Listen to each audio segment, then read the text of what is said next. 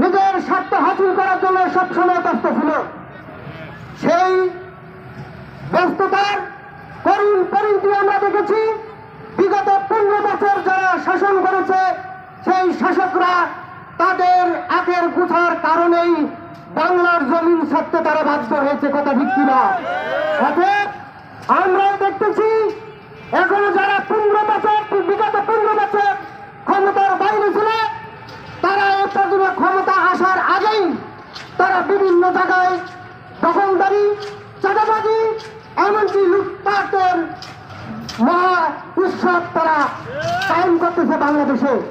ভবিষ্যতে এই সমস্ত নেতারা যারা ক্ষমতায় আসতে না পারে, তাই শুধু নেতার পরিবর্তন নয়, এবার আদর্শগত পরিবর্তন চাই। পীর সাহেব চান্দনাই যার একটি ঐতিহাসিক স্লোগান, শুধু নেতা নয়, নীতির পরিবর্তন চাই, পীর সাহেব চান্দনাই। এই স্লোগানকে সামনে রেখে আমরা প্রত্যেকটা বাংলার মানুষের কাছে এই স্লোগানের পূর্ণ বার্তা আমরা পৌঁছে দিতে সকলকে উদ্যোক্তা আহ্বান রেখে আমরা সংক্ষিপ্ত আলোচনা শেষ করছি। আসসালামু আলাইকুম।